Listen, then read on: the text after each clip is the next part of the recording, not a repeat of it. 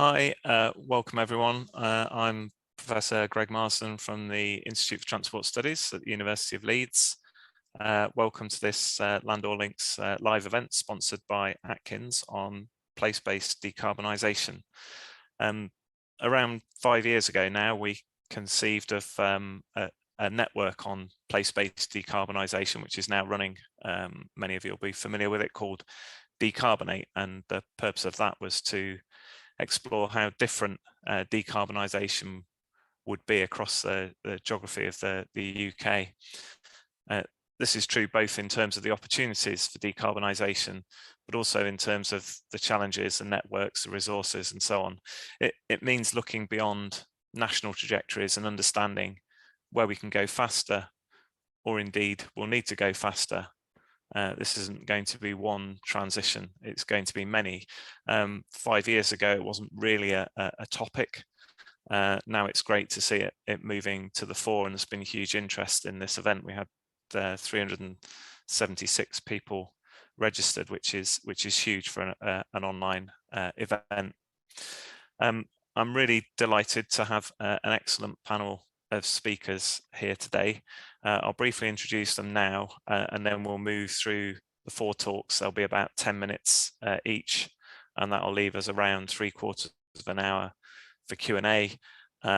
Obviously, if there are 376 people on the call, we're not going to get through everyone's questions, but you can use the upvoting function. But do put your questions in the question and answer area, not the chat. I think the chat will be open for people posting links and so on, but I'm not going to be tracking that. So if you put something in the chat, I won't see that. And do remember, the theme of this is place-based decarbonisation. So there are lots of fascinating debates that we could get into on general decarbonisation policy, but I'm going to try and avoid the rabbit hole of general decarbonisation topics and focus specifically on the issues here around why place matters. So please bear that in mind as well when you're bringing your questions forward. Okay, so our 4 speakers, they're there on the screen. First one is Malcolm Morgan, who's a colleague of mine, a senior research fellow at the Institute for Transport Studies, and he'll be talking about the development, application and insights from his place-based carbon calculator. We'll then move on to speaker 2, Jonathan Foster-Clark, who's a director at Atkins, and he'll present work that they're doing on developing a framework for understanding place-based decarbonisation and thinking about how you can enact that in policy and practice. Our third speaker, Inga Doherty, who's the Energy Insights Lead at Oxfordshire County Council, she'll be talking about Project Leo, which is looking into issues around local smart energy systems, and within that obviously will bring out lots of place-based insights.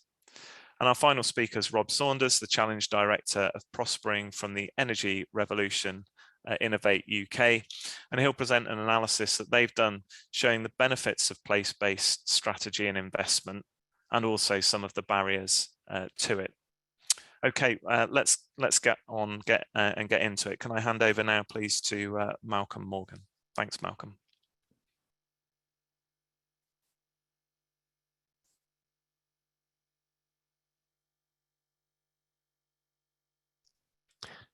Right, hopefully you can see me, you can hear me. Thank you, Greg. As Greg said, I'm going to talk a little bit about the place-based carbon calculator, which is a free tool that shows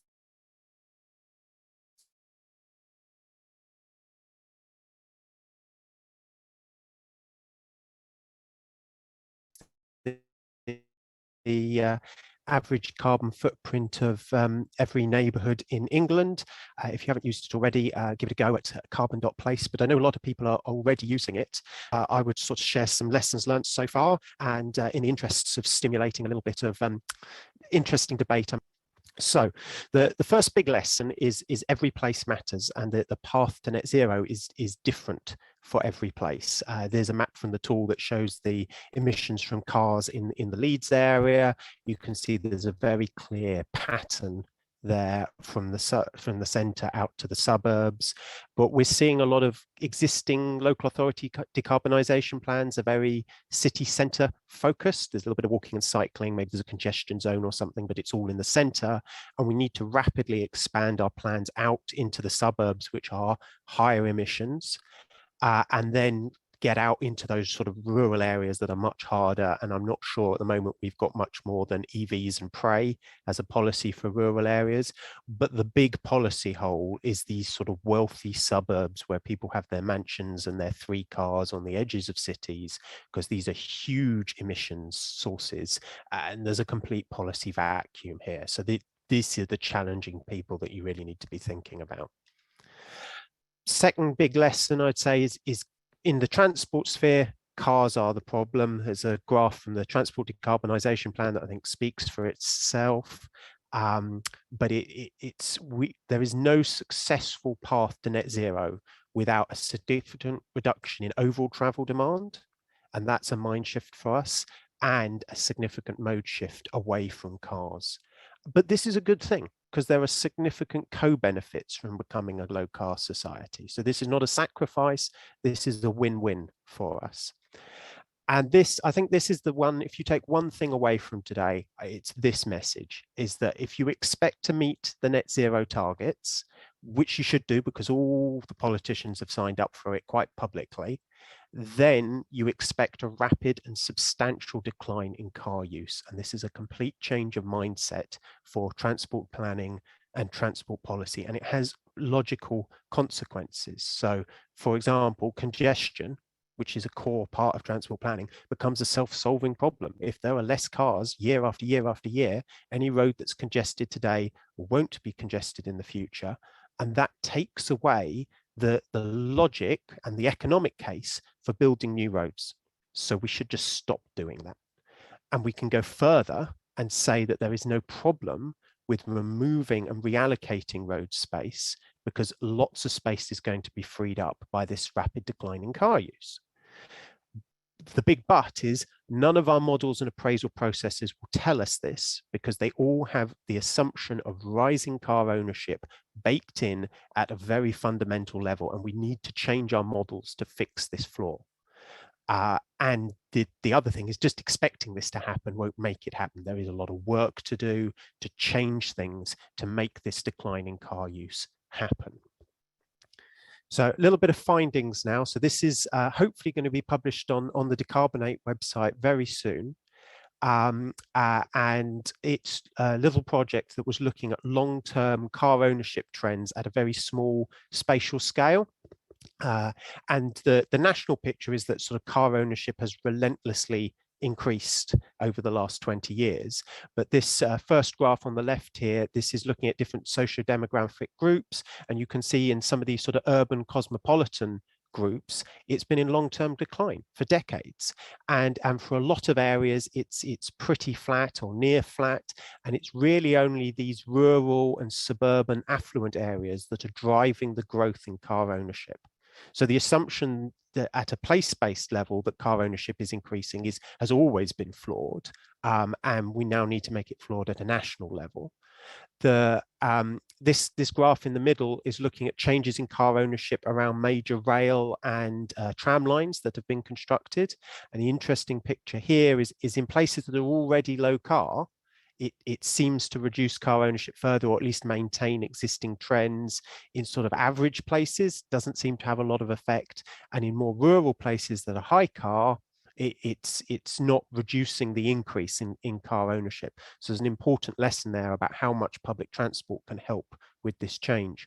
But the big finding was what really mattered to reduce car ownership reliably was densification of existing urban areas. It was a doubling down on places that already work. When I say densification, sometimes people immediately imagine sort of skyscrapers and Manhattan. It doesn't mean that at all. We're talking about townhouses, we're talking about low-rise flats in dense walkable neighborhoods within places that people already want to be. And here's a picture from Hull, from a place that's experienced densification and a drop in car ownership. It's not a perfect thing, but it gives you an idea of the kinds of things that work. and we need a lot more of this. And also we have a housing shortage. So this is a good way to solve two problems. So how do we conceptualize this? I think the 15-minute, 20-minute neighborhoods, they're not really a new idea. It's a rephrasing of an old idea, but they're a good, useful way to think about this problem. On the left here, we've got a screenshot from the Carbon Calculator, which has a tool to help you visualize 15-minute neighborhoods. On the right, there's an example for some work that was done in Scotland and scoring neighborhoods on how much they conformed to they used 20-minute neighborhood definition. And this idea that, we're going to double down on these. So we find where they already exist and we get more people into them, or we try and expand them. So improve walking, cycling, public transport, so they become effectively physically bigger, although they're the same in travel time, or creating new ones by putting in services or jobs or what people need into places so they can become 15-minute neighborhoods.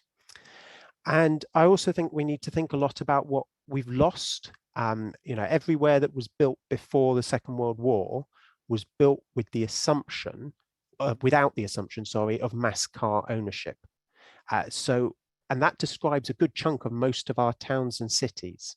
So within every town and city, there is a sort of car-free core waiting to be rediscovered. But to make those places work again without cars, we need to look at how they used to work. So I would be cracking out the old 1930s Ordnance Survey maps, looking at what we've lost in terms of housing, shops and services, and also public transport networks. This map on the right here is of West Yorkshire. Leeds is famously the biggest city in Europe without a tram or a light rail system.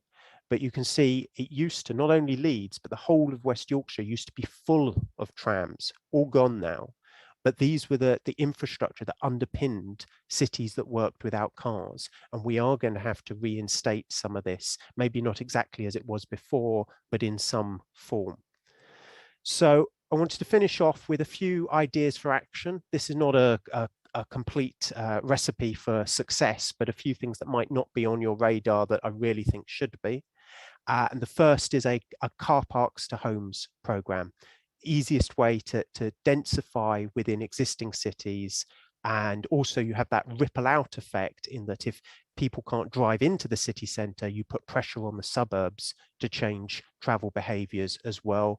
The picture in the top right here is an aerial shot of the area around Manchester Piccadilly, which is one of the best connected areas in the country outside London. And I've highlighted all the car parks in red and all the derelict land in orange. This is pure madness. This should be the most walkable, densely populated part of the country, and yet it's just all car parks. In a similar vein, a sort of a historic streets program to reinstate old street patterns within our 15-minute neighborhoods, within our car-free core. Here's an example, the bottom right of Huddersfield. You can see where they literally plowed through terraced houses of dense walkable homes right in the town centre to put in a 6-lane motorway. In a world of declining car use, these things are not necessary anymore. So we take them out, we put back the walkable streets, we put back the housing. And then final suggestion is for a densification of existing public land. As this is an example of the Cambridge fire station on the bottom, flats on the top. That's really easy to do. That should completely become the norm. And this is a case of you're finding opportunities. I think it'd be particularly useful for putting in density into more modern car-dependent suburbs.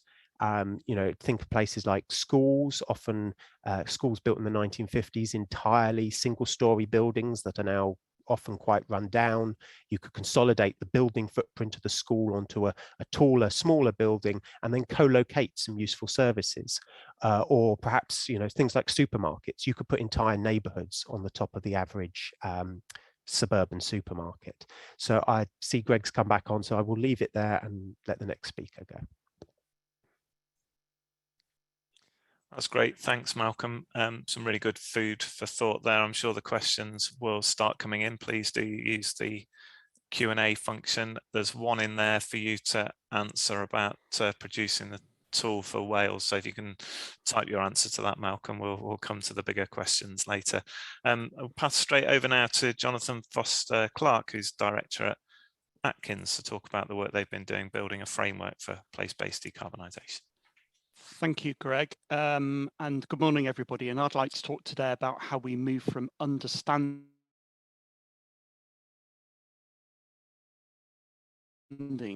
to action in decarbonising transport across our diverse places across. I want to, as a starting point, we should all be thanking CREDS. So as per the next slide, please, Mark.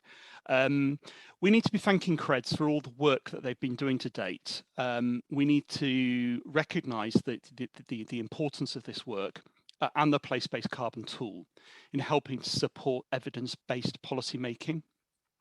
The extent of the data sets, the ease of use and the quality of mapping have all been incredibly helpful in telling the story about how local places work.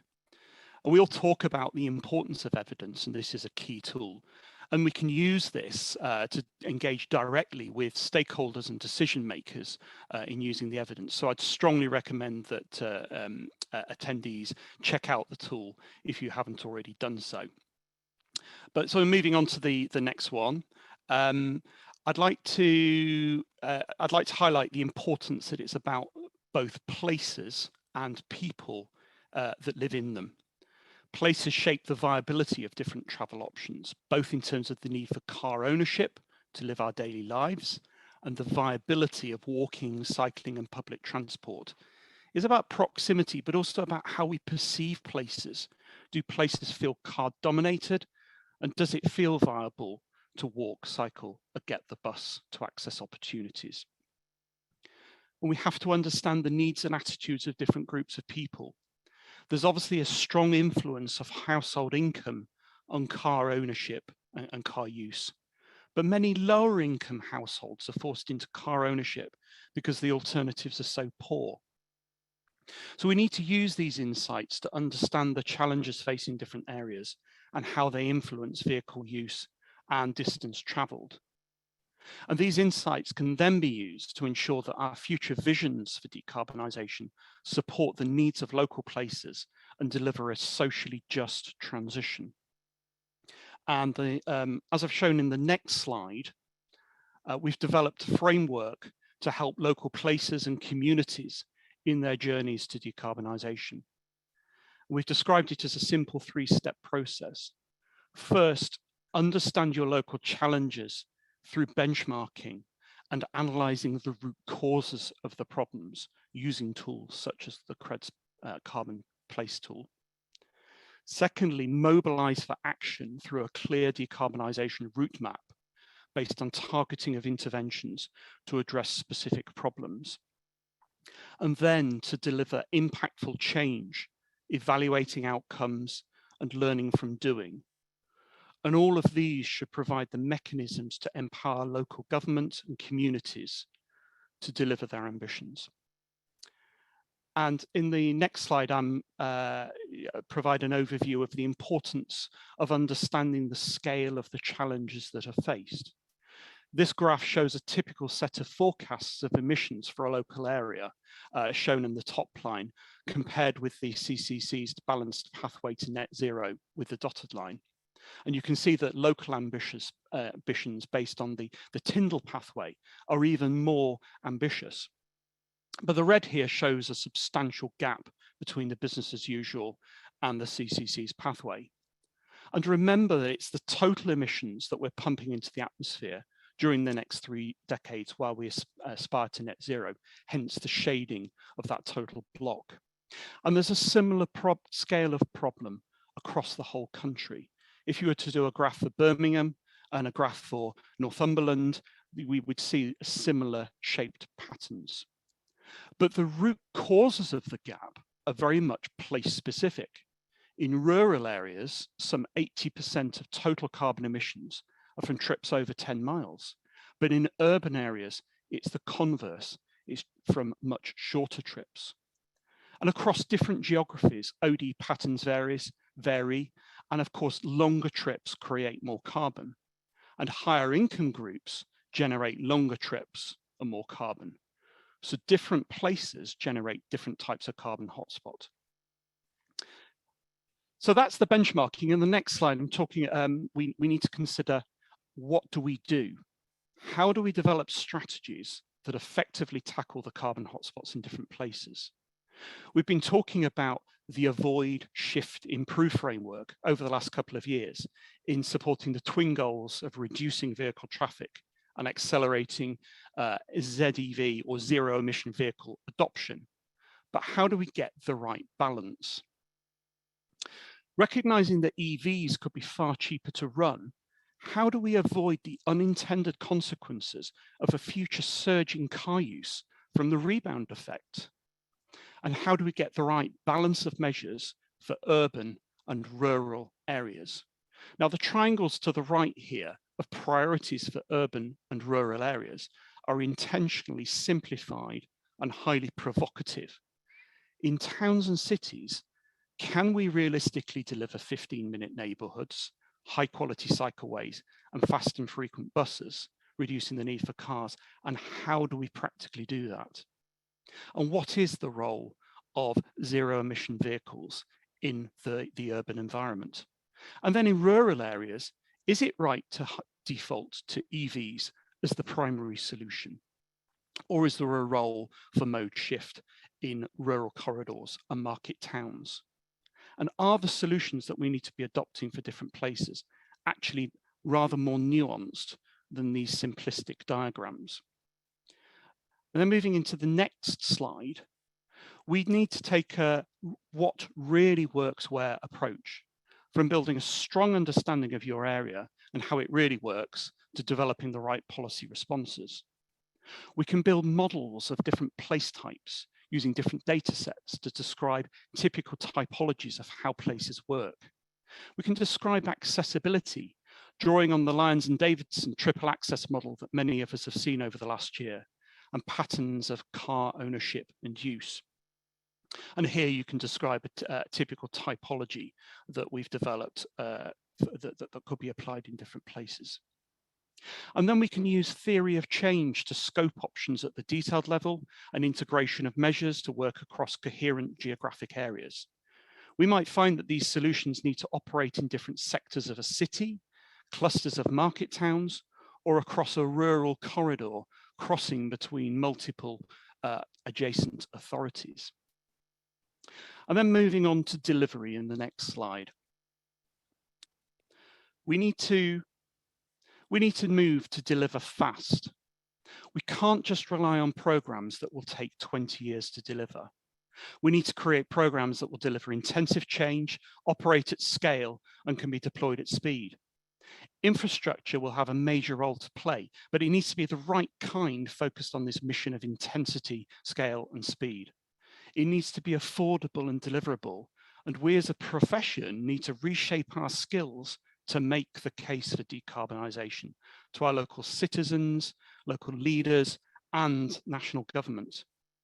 We then need the resources, people, and skill sets to coordinate and deliver ambitious programs, both directly influencing travel behaviours and the infrastructure to enable that to happen. And we all need to get much better at evaluation. We need to rapidly evaluate impacts. Are we on course or not? And learn and take corrective action if we aren't on course. And just to wrap up really in the final slide, all of these steps are needed to empower local communities, stakeholders, and leaders for the change that's needed. We need to move from awareness and declaration of climate emergencies to detailed understanding of the problems that must be addressed. We need to move from fear and climate doom to the courage to discuss the changes that are needed in our transport system. From debate about different policy options to consensus amongst decision makers on what's needed. And we need the bold leadership to make the case for change, even when it might be difficult. But also it means capacity to deliver the programs to enable this to change. We need to be focusing on doing the right things and doing them well. And finally, just to wrap up, it also means giving us the freedom to learn as a profession what really does and doesn't work in our area, sharing the lessons learned, and in 10 years, being able to say that we really have achieved positive change in our places. Thank you. Great, thanks, Jonathan.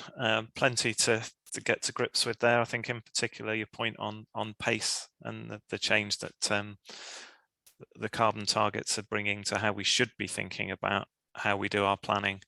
Whether we have actually seen that shift is perhaps something we can pick up in discussion.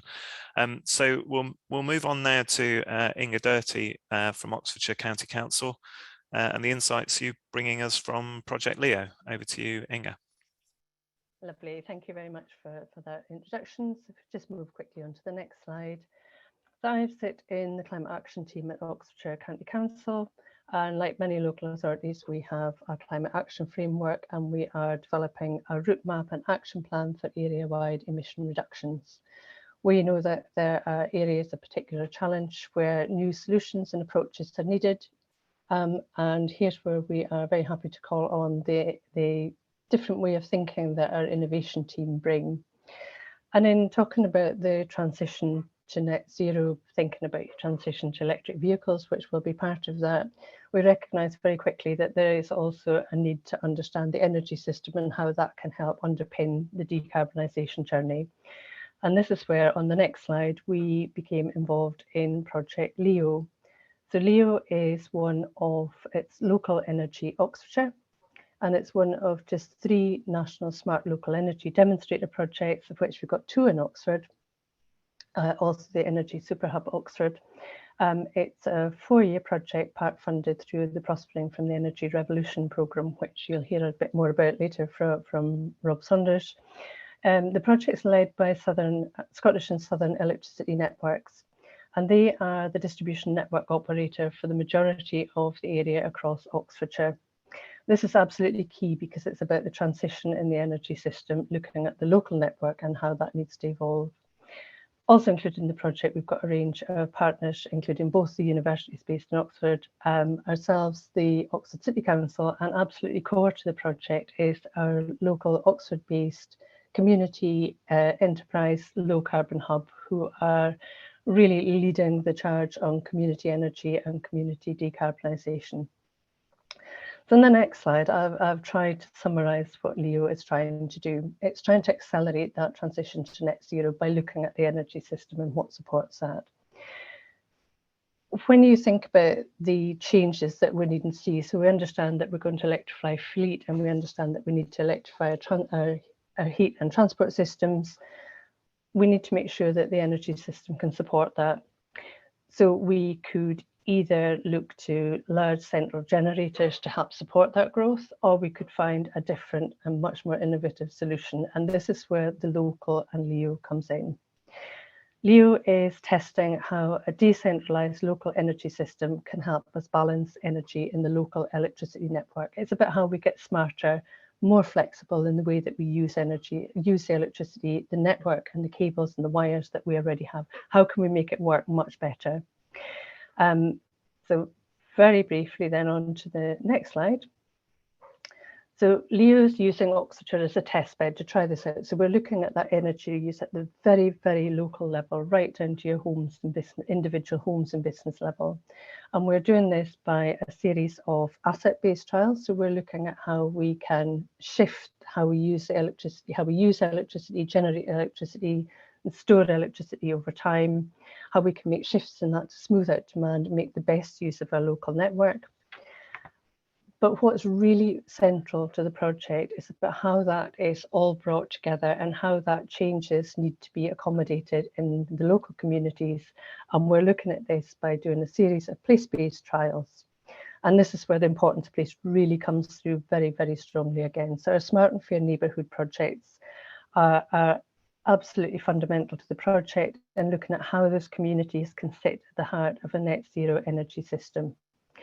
And the projects are looking at a range of challenges that the communities might face. So we've got everything from the technological challenges around how you install, but also how you persuade people to install heat pumps, thinking about the transition to electric vehicles and how you can support and then input the charge points there and balance that locally, right through to a project that's looking at I'm sure everybody's probably heard of the approach around local area energy planning, but this community is taking this to a completely different level and looking at how you do that very, very locally at the community level, what works in that area based on the area around the nearest substation. So again, really looking at that systems-based approach in the community. And what's come through really strongly in the project, as well as understanding that we need to understand place, is the use of spatial data. And on the next slide, please. It's been able to visualize what's happening where, like the CREDS tool, this pulls together all these spatial data, but with a focus on the energy networks. So within the project, we've got two complementary but parallel streams of work. We've got one led by the Oxford Brookes University, working directly with our local communities, adding data and information right down at the household level, which the local communities themselves are involved in and can input data to. And then we've, at the County Council, we're taking a more local authority facing viewpoint and looking at more strategic mapping. And it's that I want to dig into a little bit more this morning. So on the next slide, you'll see that we have spent time really talking to the people within the project and the stakeholders beyond that to understand what data and analytics we need to be able to understand the energy use in the local area and everything else that needs to inform that. So we have a large number of data layers. Understood that we need to make that accessible. We appointed advanced infrastructure technologies to help us deliver this, and we now have an emerging web-based platform where you can view all the data. And the important bit here is that you have all the features and functionalities that really begin to let you see what's needed in a local area and understand the transition that's happening there. So Greg talked about the importance of evidence, and this is really, I think, where this becomes in. So on the next slide, we're starting to think about how do we use this evidence? And we're thinking about the local area energy planning and everything that that entails. So it's understanding, first of all, where you are.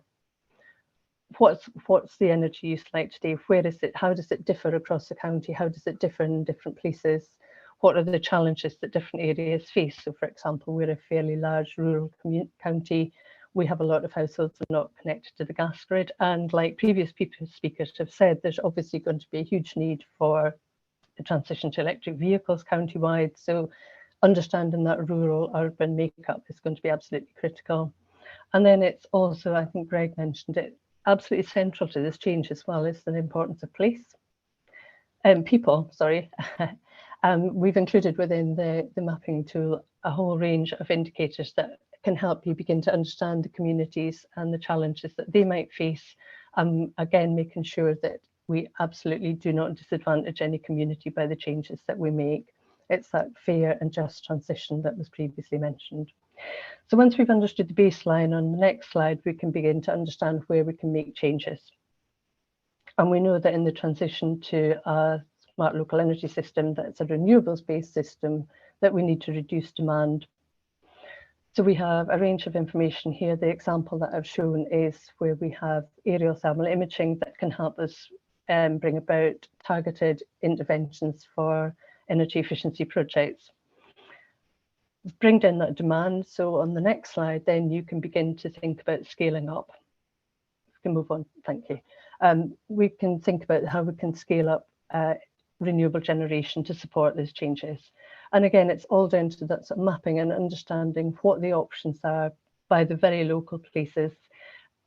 The data helps you dig into that. We know we're planning for growth. We know we've got a significant number of housing.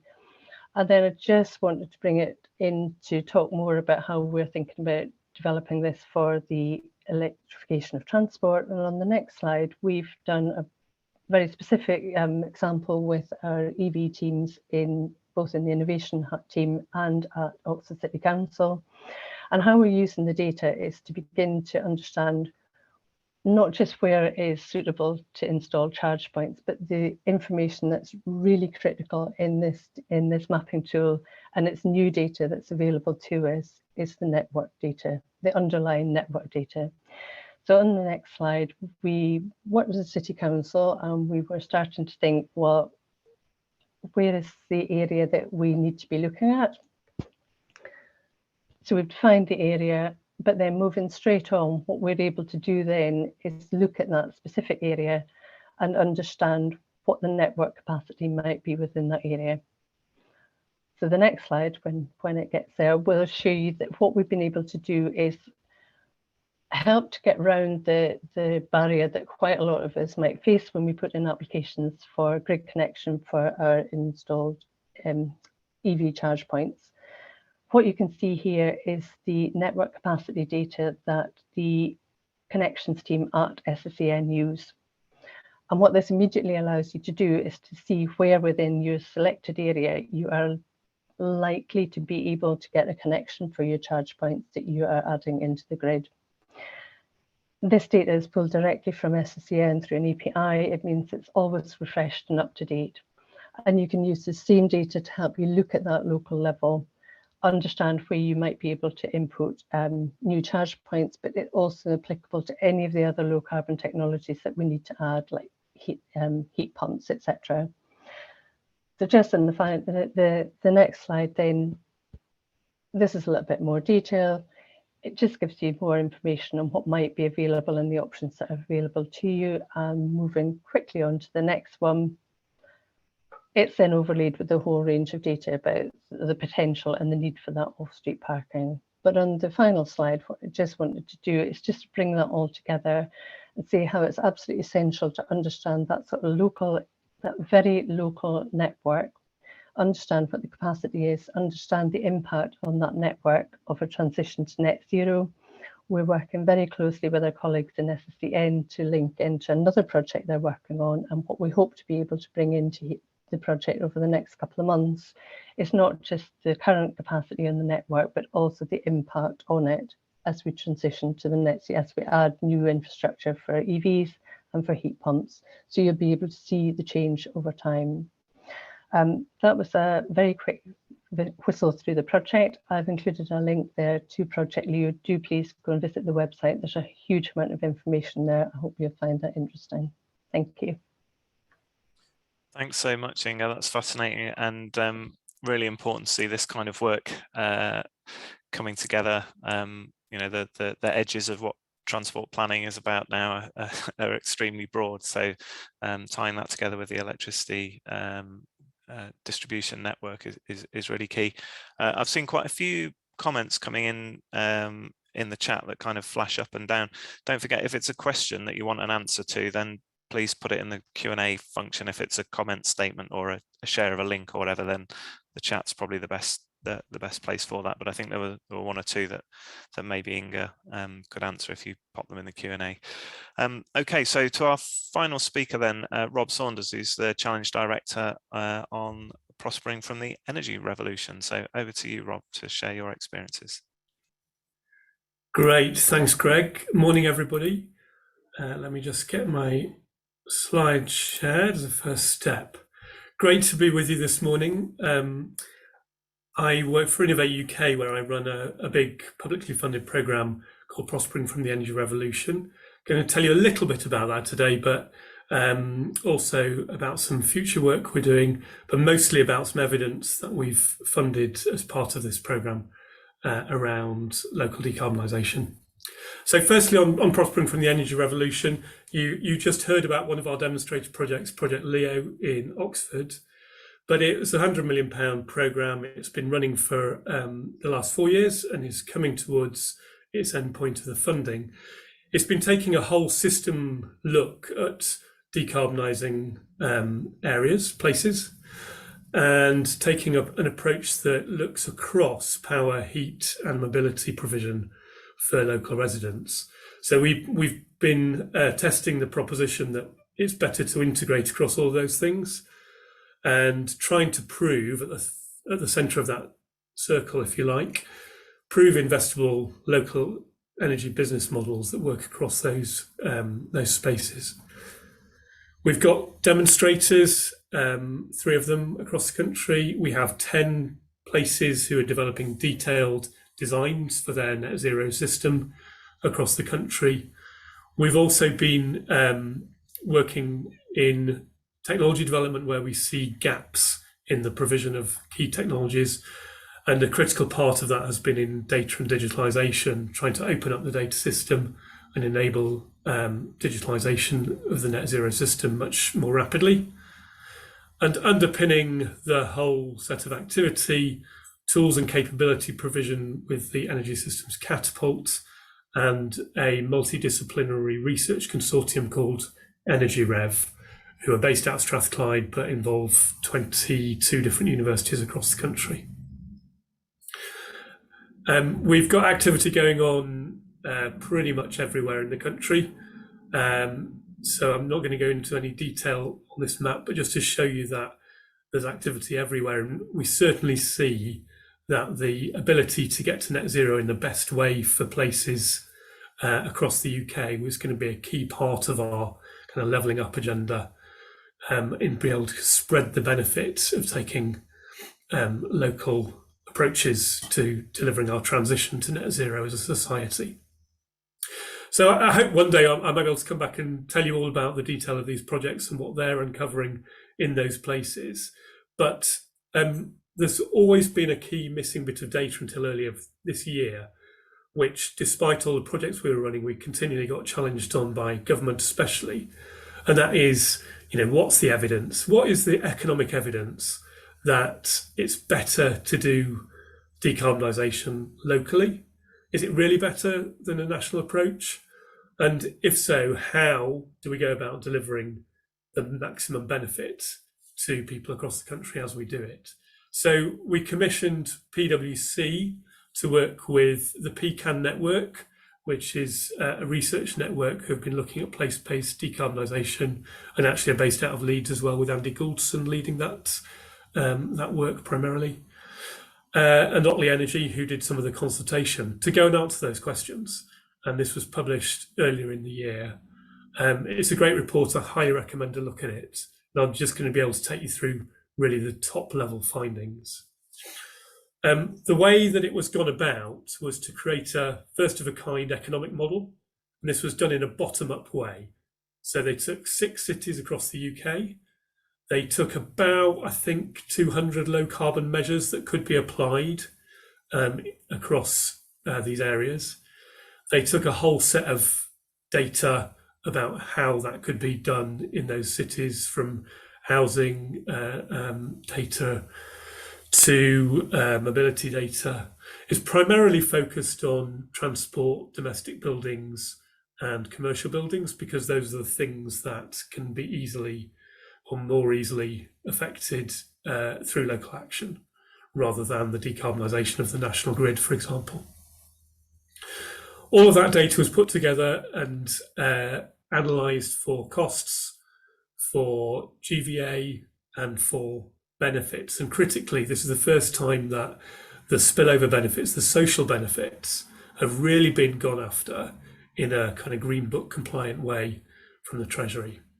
So a first of a kind model to really look at what is the overall benefit picture of local decarbonisation. And then alongside that, there was a big piece of strategic analysis that was done that looked at how do we do this? What are the barriers? How do we actually enable it? What needs to happen to make it work? And so all of that came together in a kind of delivery framework that they proposed in this report.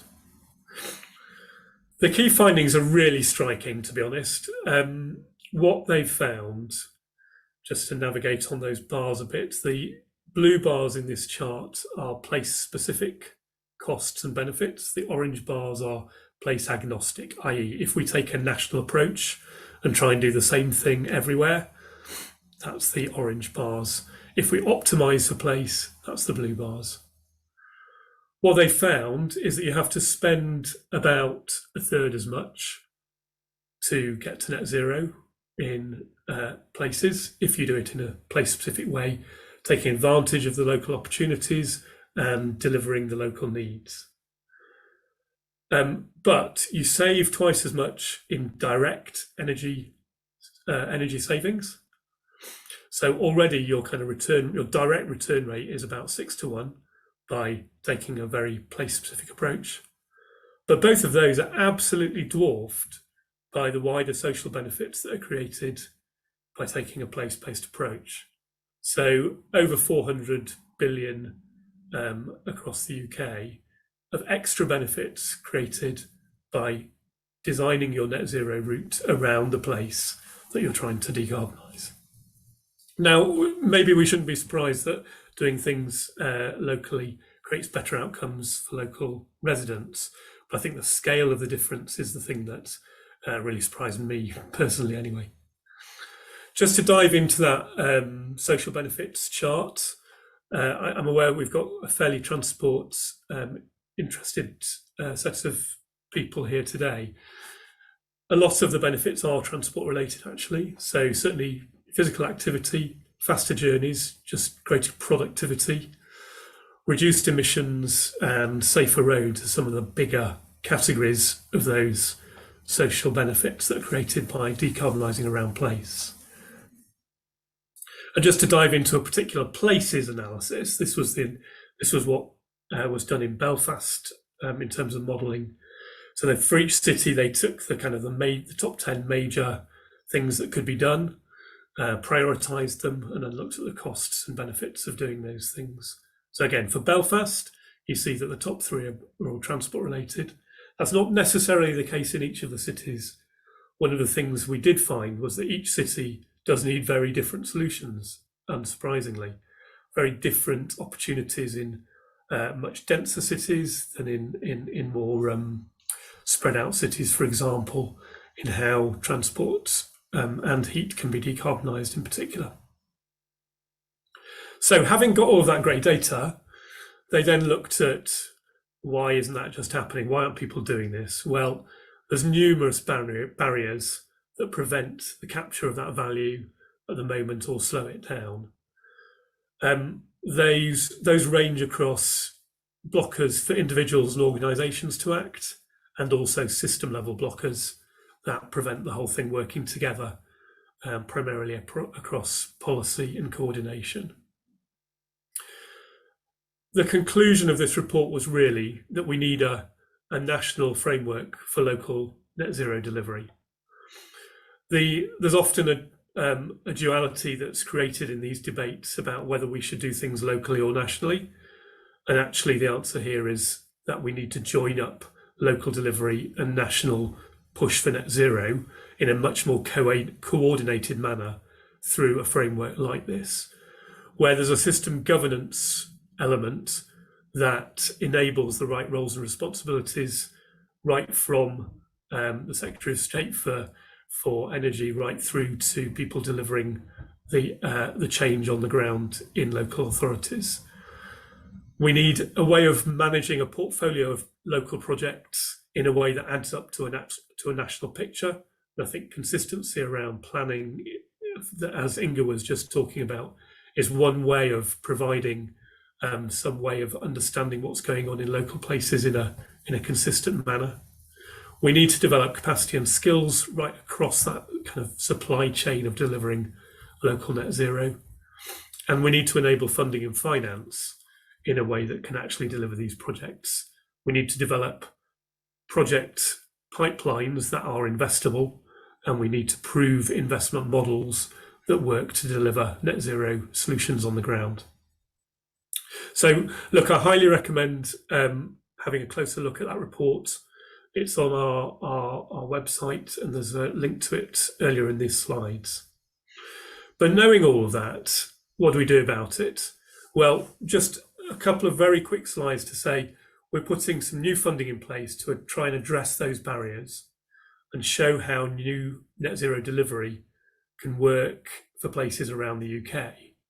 So we have a new kind of net zero structure in Innovate UK, which is working across power, heat, manufacturing, which we're calling make and use, and mobility, and then some cross-cutting programs, net zero living, finance, and circular economy, focusing on materials at the moment. And this net zero living program is going to try and get at these barriers. It should be published, should be published today, the first phase of this. And what we're actually doing in this net zero living program is going to fund some pioneer places to demonstrate user-driven demand, financing capability, governance, and business models for net zero delivery. There'll be a number of fast follower areas that can share knowledge, learn from the pioneer places, and build that capability across leading places in the UK. And a future-ready foundation, which will be developing tools and capability, will be helping places to get going on their journey, doing standards development. So it's going to look a little bit like this. And the bit that we're launching, hopefully today, although I just checked the website, it's not up yet, is the phase 1 of this Pioneer Places competition. It'll be opening at the end of October, and there's a briefing event on the 31st. So do get involved in that competition. It's targeted at local authorities and businesses trying to do local decarbonisation. Good. So I hope I've given you a quick rundown of the opportunity space, but also, some of the barriers to realising that opportunity, and I hope a way of us going about the next stage of unlocking it. Thanks very much. Great, thanks a lot, Rob. And just a question for Mark or someone at Landor in the background. I presume we are sharing all of the slides. There'll be a place that you can access this, so you can get the link to the report that Rob mentioned, and some of the other resources that the various speakers have shared. Excellent. Well, can I invite all the panelists to put their videos on, and we'll move into the Q&A section. And well, I've got about 15 questions from today, and I've had about 20 that were submitted beforehand, but perhaps just a flavour of reflection in the background. There's the discussion we're having is within what appears to be a significant degree of scepticism about whether the generic policy messages that we're hearing at the moment are really consistent with driving forward the kinds of changes that we've been talking about here today. So focus on growth, for example, and maybe the shift to infrastructure and planning changes that have been talked about. So that sits in the background, but I do want to focus as on our discussion around place. So I'm going to pick a first question that comes from a councillor in Lyme Regis. So how can isolated communities, rural and coastal towns best link up to ensure the fair distribution of attention and resources to help ensure decarbonisation doesn't create further inequality and disadvantage? And that's obviously something you picked on, Inga. And the example given, or one of the examples given, was they were unable to trial an electric car club as a result of the power supply and infrastructure being inadequate for the rapid chargers, but they don't have the same clout as maybe Oxford in terms of being able to influence the agenda. So what are the panelists' advice for, particularly I think for rural or the coastal communities, the places that aren't really dominant in the kind of I guess the early adoption money that's around? Who would like to pick that up first? Inga, you've shall I go there? Yeah. Great. Just thinking, I think you're right. We're fortunate that we've got Oxford City sitting at the heart of Oxfordshire, in the sense that there's a really strong programme there around the journey to net zero, has been for a long number of years. But I think what I'd also really like to flag is actually there is a large part of Oxfordshire that is a rural county. I think we're one of the largest rural counties in the southeast. So we do face some of those challenges, and what we're trying to do is address those. I know that maybe doesn't help when it comes to other areas, but I hope what we're doing through Leo and the work that we're doing there is find some of the solutions, because we've been working with our communities across the county, not just in Oxford City. We've been looking at some of these challenges in a more rural locality. So whilst we might not get to the sort of full answer within the next few months remaining to Leo, there's certainly a load of learnings there that we will be able to share with other local authorities. And I think there's an increasing push to that working together and about sharing the information and the approaches that work locally in a type of place, whether that's a rural area or, you know, other. But I think there's a lot of shared learnings that are coming out here. And I would definitely try to keep track of that, and we'll be sharing the information as much as we can that's coming from Leo. I'm not sure how much that helps, but it's a start. Okay, great. And Malcolm, I think you were coming off mic. Yeah, I mean, it's a very good question, and it is a difficult problem. I think I would draw a distinction between the rural or the remote and in some cases exceptionally poor. If you think of some of the seaside towns where, you know, the people are really struggling, those kind of areas, you know, start with the smallest, simplest and really cheap things, you know, things about walking and cycling, low traffic neighborhoods where you just stick a planter in the street, you know, those are not expensive interventions, but do make a difference. And particularly things where you're also lowering the cost of living for people. You might bring a bit of prosperity into a neighborhood. And then at the other end, you have the remote, but exceptionally wealthy. And there, you know, we need to be having difficult conversations with these people because they have the money to change. They have the resources, they have the power, and they're choosing not to.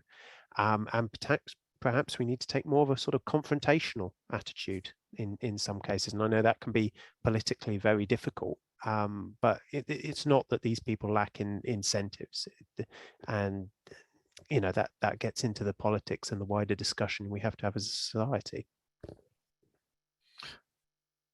Okay, Jonathan, so you've come off mic. I'd also make the point that no place is an island. You know, no person is an island, no place is an island, and places like Lyme Regis, obviously for part of the, you know, the Jurassic Coast, you do interact with other parts of the coast. So I think there are opportunities even in rural areas to start thinking about not only what you do within your own community, but how can you work with others to apply things at scale, particularly in terms of the other, you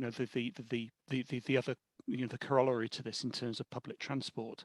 There could well be areas of travel demand, car demand, that aren't currently being tackled by the public transport network. So I think using data and being able to identify potential opportunities through new use of data as well. Certainly, we've found that there are potential new areas of opportunity here that can be captured through better sharing of data between different groups of people.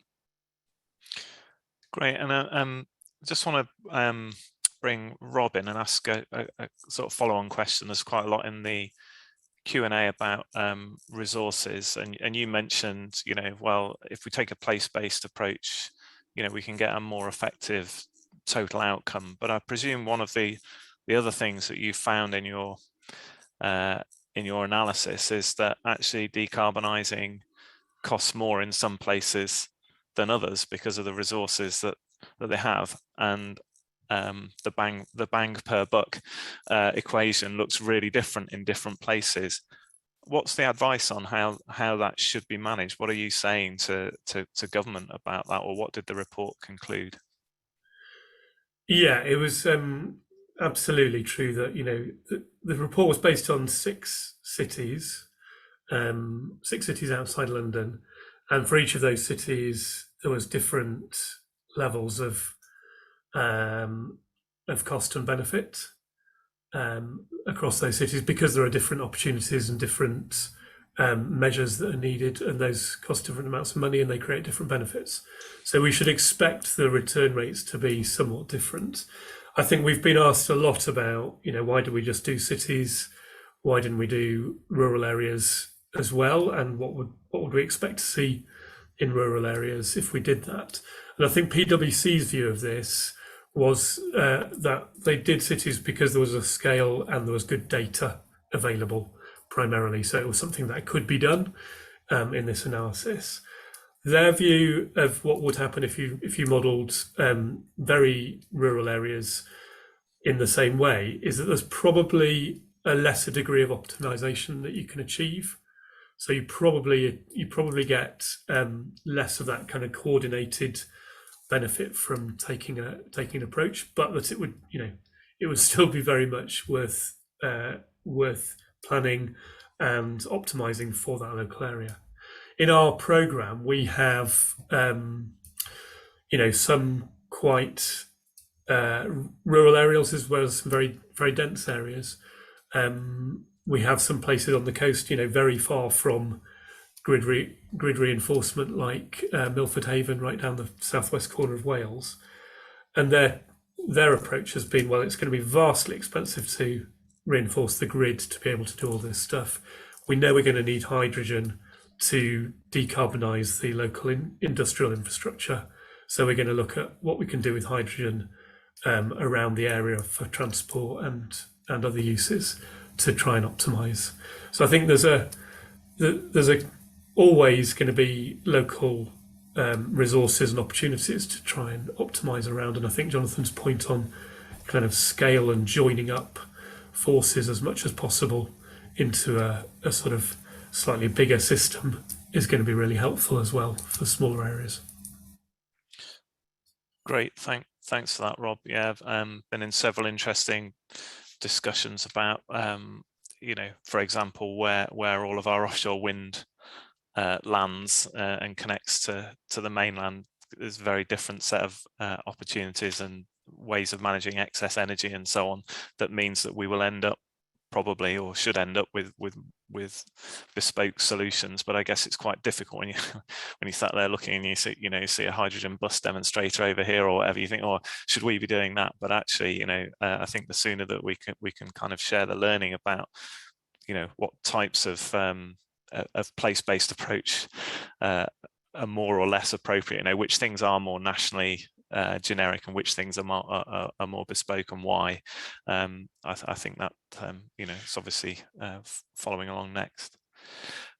We've got lots of questions about sort of I guess national culture, right? And talking about Malcolm was talking about big shifts in car use and how embedded car use might be in our national culture. But then in one of the questions, Matthew Alcock posed, what's the Mayor of Paris done in France to publicise the notion of the 15-minute city?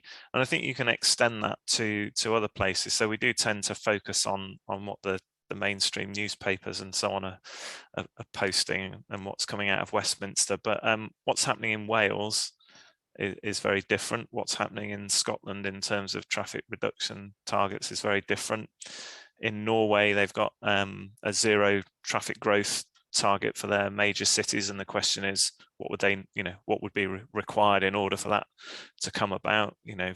There's London, there's lots of different places that are saying they're going to do this differently. So, do we need to get away from this kind of big national messaging, or and is the local messaging in connection with people, as you were talking about, Jonathan, really the key thing that we need to be focusing on, particularly maybe given the longevity of the current incumbent government if things carry on as they are. So yeah, Jonathan, perhaps you could come in on the importance of kind of local politics or differences in decision making and pathways that seem to be emerging. I think it's obviously very difficult when you've got a national policy climate that seems to be at odds with what local areas are trying to achieve, and we can see that happening in terms of the influence of the changes in national politics, and obviously how that impacts through the political system on the views and perspectives of local politicians. But equally, I think we can see that some of the boldest decisions, or the boldest thinking is coming through in local politics. We can obviously see the great work that Oxfordshire have been doing with the Oxford connectivity strategy, and I think we're also seeing it not just in the larger towns and cities and the places that we would expect to see the more innovative thinking, but we are seeing it in some of our rural shires. That politicians are beginning to engage with the challenges and to think about bolder thinking. But I think it's incumbent on all of us working in the industry to really explain why, rather to move from this generic "we have a problem" but to be more specific about where those hotspots are, and to actually give our local leaders hope that there are potential solutions out there, whether it is about developing EV strategies, or whether it's actually about there are potentially new ways of looking at delivering modal shift. For example, with rural bus corridors, the problem at the moment is obviously there's a bit of a confluence of factors here, that everything seems to be working against decarbonisation, with obviously the challenges of getting people back onto buses, the backlash against LTNs, etc. But if we can actually present the evidence on what the challenges are and practical solutions for how these might be addressed, we can at least help local leaders work through how to do it. I think the problem is when it just looks like such a big problem to them, they don't know where to start. We can sort of give them the the evidence to help them make those difficult decisions. Thanks, Rob. Yeah, I think this is about local leadership, and that's primarily, well, there's two reasons really. Firstly, national discourse on trying to reduce car usage, more active travel, use of public transport doesn't really have very much impact on me living in Sheffield and finding that actually I've got to wait half an hour for a bus at the end of the road in the rain. So what can actually influence me to change the way I travel is my local council having a plan for how that's going to change, and then talking to me about how I can change the way that I go about my life. That coming from Westminster is kind of a pointless argument. So I think there's probably a need for it. We all know there's a need for a much better kind of national framework of discussion about this and of leadership. But the things that are actually going to change people doing things differently, I think, has to come locally, because it's where it's heat and mobility, it's all about your local life, and those changes have to be delivered locally. So I think it's about local leadership having a plan that they can discuss and that they can engage people in that area with, and really getting down to the individual's level of how they're going to need to go about their lives, or want to go about their lives differently. Great, Malcolm.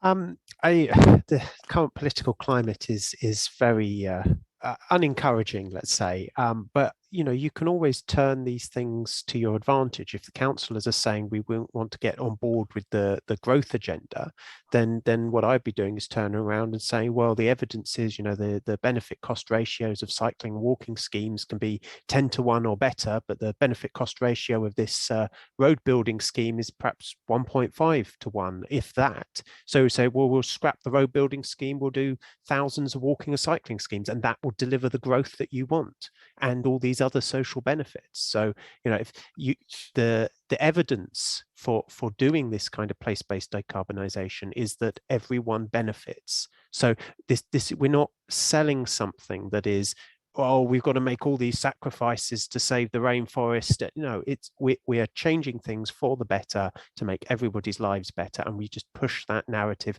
because the evidence is behind us.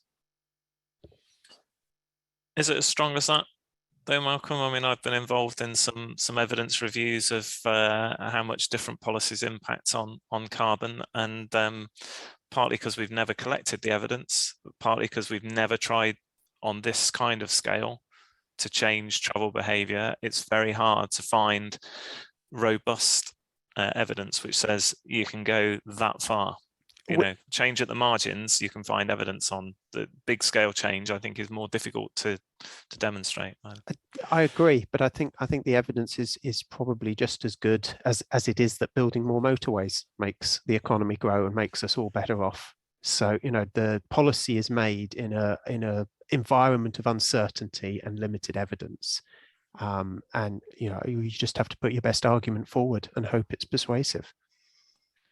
Well, I'll follow up the theme of evidence, and Jonathan, you put a chart up which showed the decarbonisation budgets and pathways. And I'll add that to the collection of promised pathways and anticipated pathways with a big gap that I'm collecting across local authorities. Yep. And national authorities, in fact. So what evidence is there that we really understand the significance of those budgets and the pace of change that's implied? And also, you know, if we've got places going slower, have we got anywhere that's actually on track or going faster? Because that's the implication for every place that it seems to be too difficult to take action. We've got to have someone else compensating, and I don't really see how we're kind of joining up those discussions. I don't think anybody's going anywhere near fast enough. So if you actually look at the shape of those curves, you know, you look at the Tyndall Centre curve, it was supposed to be reducing from 2020, and we obviously had the huge opportunity, didn't we, during COVID to learn about the benefits of locking in those reductions in the or changes in the way that we travelled during COVID. And unfortunately, a lot of that's been lost. So there is no room for complacency from anybody. I think it's quite interesting looking at the the transport decarbonisation plan and how that didn't show a single line. It showed a thick wedge of reduction, and certainly relatively slow reduction in the early 2020s and then accelerating in the later 2020s. I think there's some big questions as to how consistent that is with the the UK's carbon budget and the CCC's pathway. And indeed, obviously very different to the Tyndall Centre's own views in terms of how quickly we need to be reducing to to reflect the budget that is rightly ours in the UK. So I think there's lots of questions of the shape of the graph and how quickly we're going. But I think my concern is that the longer that we spend debating the shape of the curve and not actually doing anything concerns me. And I think it's taking us far too long to work through this process.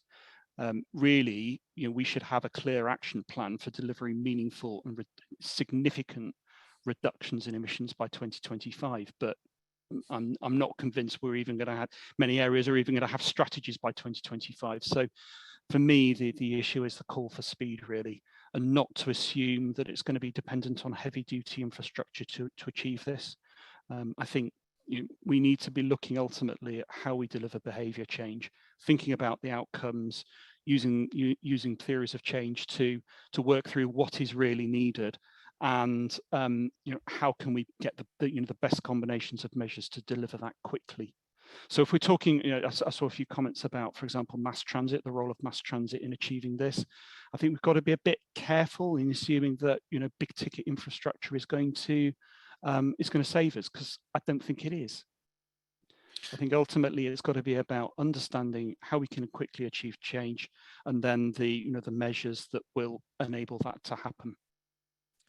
Yeah, I think that's it's a discussion that's well, it's been going on in Leeds and West Yorkshire ever since I've been there and before I arrived. But I think in particular now the discussions around mass rapid transit have to be about the kind of medium to long term shape and nature of the city. That it's not an answer to the decarbonisation problem. Even if if you imagine the first lines built, it's still such a tiny proportion of all the journeys in the conurbation that it would impact.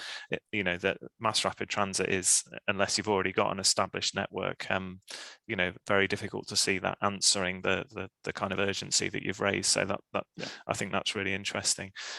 Inga, I'm wondering if there's anything from your experiences in Oxfordshire about like the pace of change that you see influencing the way things are being thought about. There's probably several points there. I think the pace of change that we have the ambition to have within Oxfordshire is hopefully taking us further down the route faster.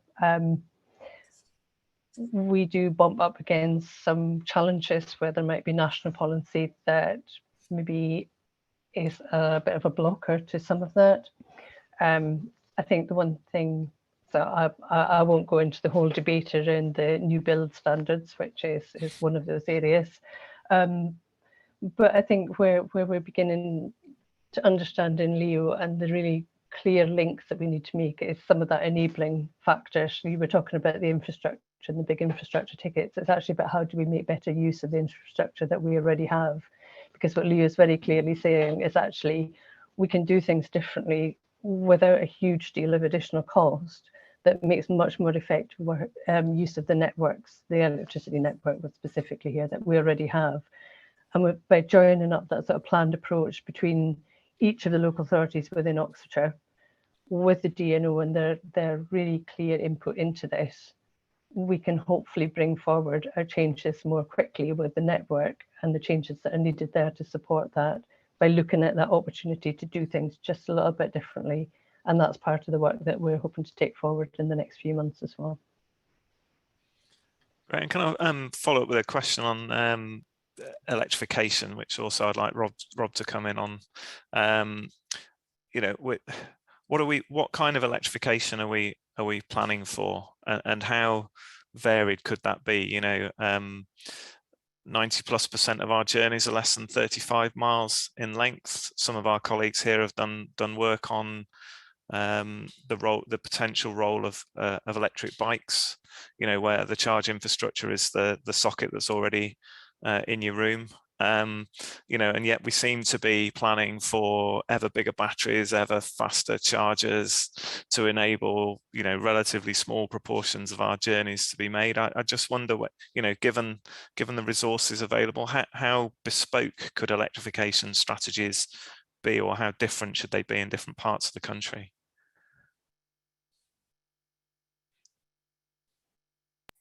So was that to me, Greg? Well, you can take it first. Yeah, I mean, I don't know whether Inga's got any thoughts from how they're approaching that in Oxfordshire, but yeah, I'd value your thoughts, Rob.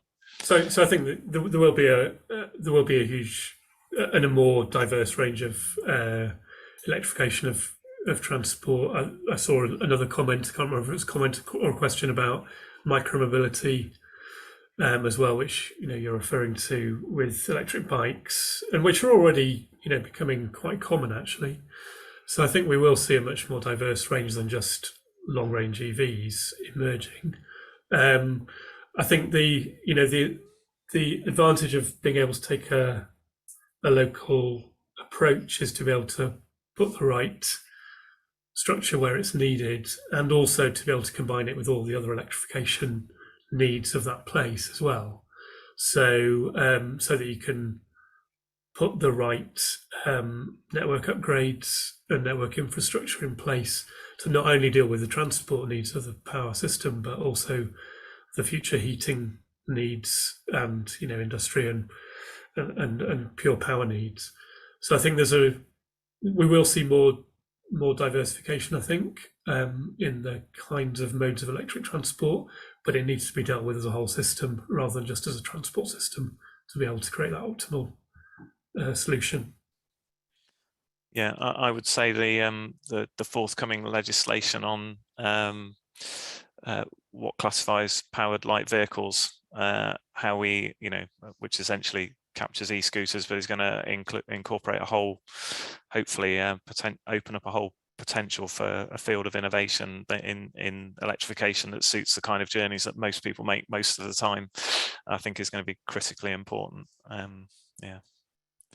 Anyone else want to come in on that? Malcolm, I'm just thinking about, yeah, you've done work in this space. Yeah, I'm very worried that we are going to end up turning from a country with 30 million petrol and diesel cars into a country with 30 million electric cars, and that's going to have huge problems. I saw one estimate that somebody thought it might take the entire world's production of cobalt to produce all the batteries for that many electric cars for just the UK. So, you know, it's not viable. I've seen lots of discussions about, like, how do we get EV charging into sort of inner city Victorian terraces where they only have off-street parking. It's like, these are the perfect places to get rid of the cars entirely.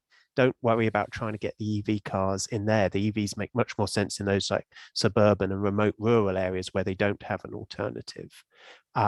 It seems inevitable. We're going to have to do a lot of upgrading of our electricity grid and generate a lot more electricity, not just for transport, for heat pumps for heating as well, and industrialization processes and things. So, like, a lot of infrastructure upgrades are going to have to happen, and there's a carbon cost to doing that. So, you know, these are very challenging areas, but I think definitely we should always go first to the smallest and lightest option. So we talked about e-bikes, e-cargo bikes for local deliveries and things. I was in Amsterdam recently and I rented an e-cargo bike for the day, stuck the whole family in the bike and traveled around. It was absolutely fantastic. If you haven't done it, you've got to give it a go. And those things are cheaper and quicker and easier. And we do those first. And then we worry about the things at the edge where, okay, you do need a long range electric car because you have no alternative. And I think there's also a point, especially around the cost of living crisis at the moment.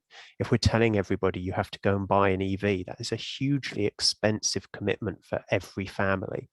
And it's so much cheaper if we say the future is everyone buys an e-cargo bike rather than everyone buys an electric car. And that makes a huge difference to the economy and to people's lifestyles.